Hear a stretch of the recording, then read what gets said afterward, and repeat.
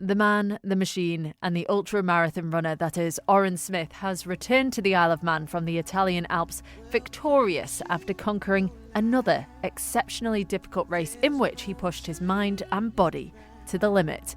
He was competing in the Tour de Gents to raise money for crew's bereavement. Now, the Tour de Gents is 330 kilometres long and takes in more than 24,000 metres of elevation.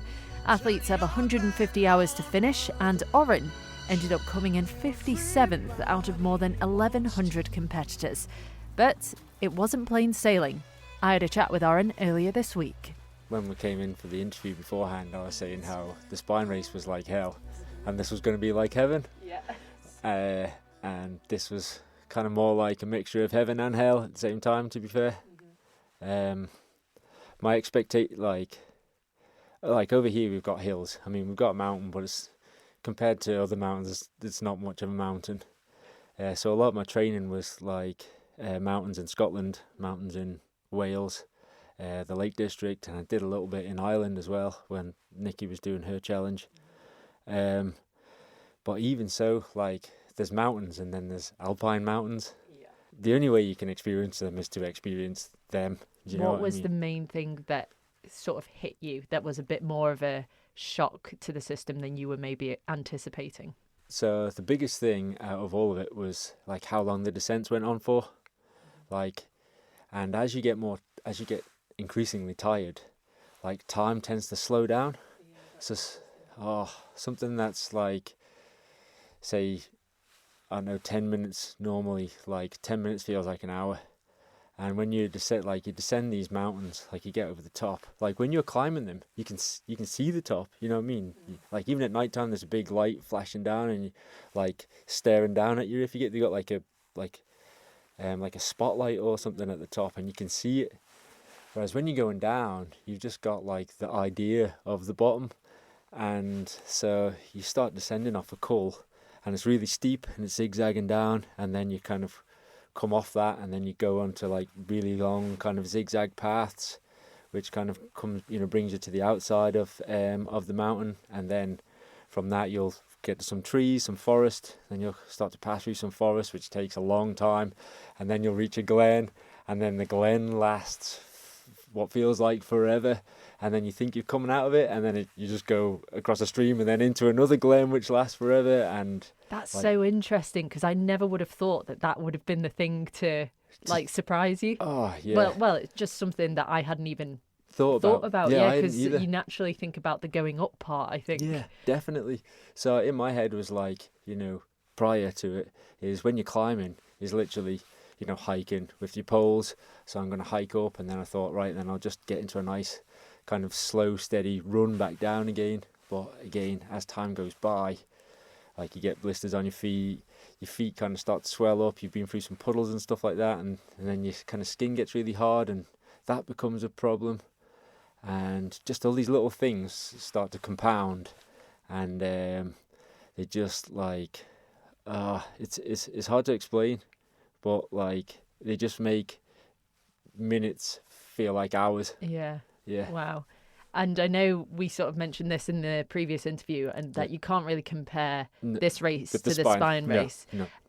But in terms of sort of challenging moments, how was this for you, and you sort of mentally and physically? Okay, so my worst moment in this race was about 3 hours into it. Oh, wow. So it happened so fast. So we ascended the first col up, and as we went over the top, I checked behind me, and there was a girl behind me who, when I did the UTS race earlier on this year, like me and her were about the same, right up to the point where I kind of had to pull out. So that was like 70 miles. So when I saw it, I thought, okay, so I can't have gone too hard, because and she nailed it off straight down the descent, and I just thought, well, I've got burnt before, kind of going off too, going down the descents too hard. So I just backed off a bit and kind of ran with this other fella. So I was like really quite conservative on the way down the descent into Latoul. Once we got on the flat, I could just, I don't know, it was a really hot day, but I could just feel like a lot of tiredness in my legs, which I really wasn't expecting, because I felt like I'd maybe pushed a bit on the hill, but when I noticed the people around me, I thought, that's all right. And then on the descents, I'd backed right off, but still I could feel the tiredness in my legs. Went into the aid station, got some salts, got some vitamin C, got some bits of orange and stuff like that. Got some dates and things, and then took off out. Found that dude again, and then me and him were kind of running for a bit. And then as soon as we got in the shade, and then as soon as we got to a little bit of a climb, I don't really know how other to explain it, but I just felt complete exhaustion. Like I went to lift my arms to put the poles into the ground, and like I felt like I couldn't even lift my arms to get the poles in. So luckily enough, it was only a little ascent, and come out onto a road, and I just stepped to one side to let these guys pass who I'd been running with. They went past.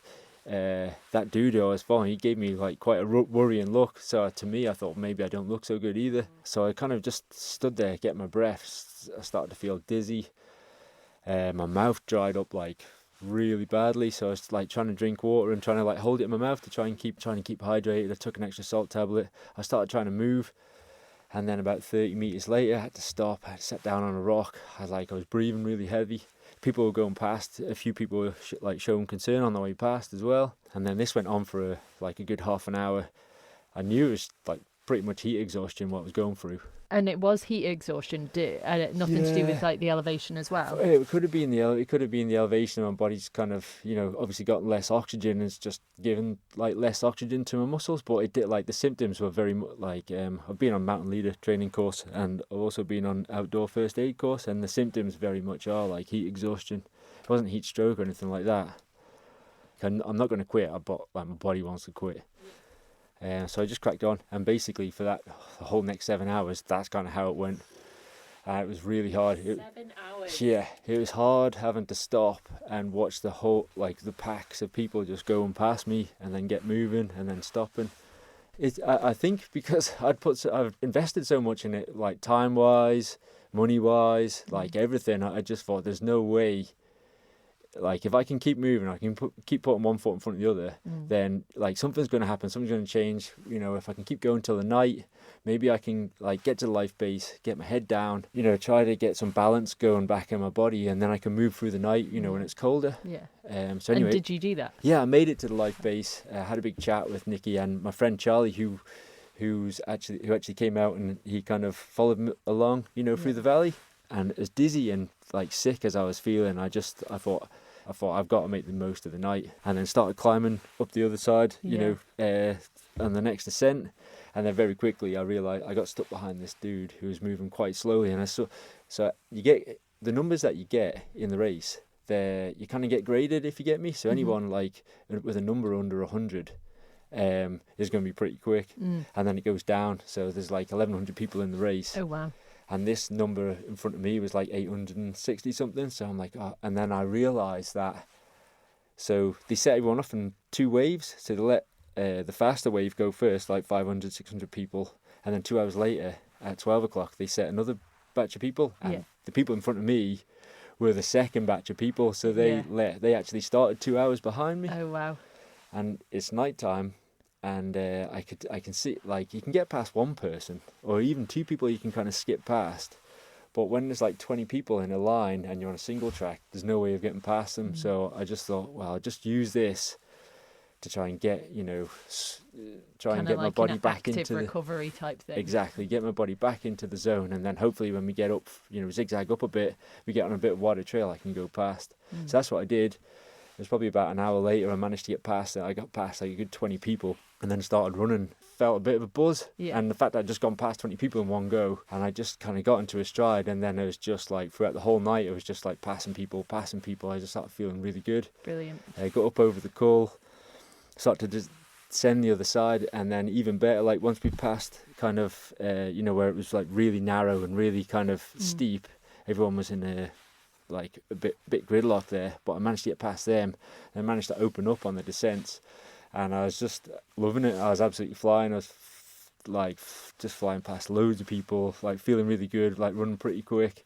When I left that life base, I checked and I think it was about 256th position. Brilliant. when I actually did get to the next life base the next morning, I was down to like 100th or something like that, or 120th. Brilliant. So that's incredible. And you only have 150 hours to complete it, which you obviously did. And where did you end up coming? Okay, so in the end, I think I came 57th overall. That's amazing. So I wouldn't imagine many people would focus on where they finish long as they finish. But the fact that you battled heat exhaustion for 7 hours and then ended up being behind the second wave of people that set you off, and then finished in the top 100, it's amazing. Yeah, the last day was great. Like, I had like ups and downs from then onwards anyway, but that last day, so I got my head down on the there was like a refugio place, like, so a refreshment place, but you can sometimes like get a bed. So I got a bed there, and there was 3 climbs left. There was basically 1 climb and then a life base. But I was so tired when I got to the refugio place. I thought, like, I was falling asleep while I was moving, so I thought, if I get an hour sleep here, then I can just go for it, and then that's it then, because I really wanted to finish on Thursday. So I got my sleep, I got up, and I just had this like resolve that this is it, and I'm just going to go for it. So that's what I did, literally from when I woke up at like, I think I left there about 1:30 in the morning, and that was me just going like 80% effort right the way to the finish. When I finished. Amazing. What did you do when you crossed the finish line? Was it harder than you were expecting it to be overall? Yeah, absolutely. Yeah. And when you crossed the finish line, what was the first thing you did to start your recovery? Just high-fived Charlie, because he'd ran in behind me with his phone, and he was just shouting at me, like shouting to me. So I had to give him some respect for everything that he'd done.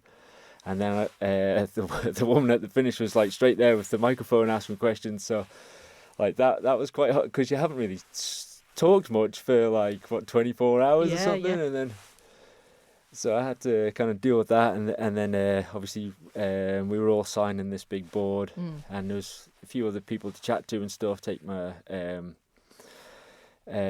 GPS off, this, that, and the other, and then eventually sat down. And then as soon as I sat down, like literally a minute after, like everything hit me, and I just like I felt really sick.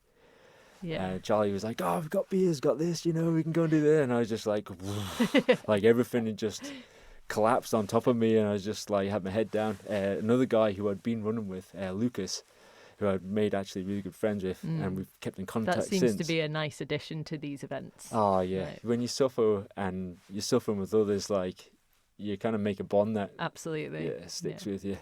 So me and him, he was emotional seeing me finish. I don't know how he was when he'd finished like 40 minutes before me. Yeah. That's lovely. Yeah, so we chatted for a bit, and then we had to go to Switzerland. Me and Charlie had to get off to Switzerland to pick up some of our mates, because they were racing in a couple of days' time. Fab. They were doing it. Oh, what an awesome trip overall. Yeah. Going back to the heat exhaustion thing. Yeah. Obviously, you train very smartly for these events, but how do you train to try and avoid that heat exhaustion? Okay, so the heat thing was something I was worried about, and I know that you can make acclimations from kind of layering up and then going out running with a few layers on and sweating a lot more. But what I've realised since is that even though I was sweating a lot more, I wasn't actually breathing this hot air in. In terms of something for future, I've already noted this down, is like, I think maybe like living on the island, I would go to like say saunas and stuff like that, where you are breathing the hot air in as well. And I think that can really have a much better effect and give you a much better acclimation than just running with a few layers on. You were doing it for cruise bereavement. Yes. So how are you doing money-wise? So I set a goal of £1,000, and I think we're actually now at £1,095 or something like that. I think we're going to keep it open for another like 2 weeks, 3 weeks. And I know I always ask this question, but I only ask it because I know that I'm sure you'll have an answer. Yeah. What's next on the horizon? Okay, so with the Manx Vale Runners, we're doing the Relay Champs, which is in a few weeks' time.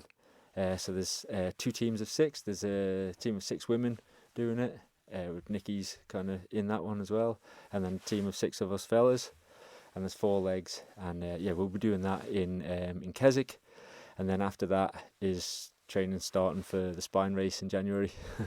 Spine race part 2.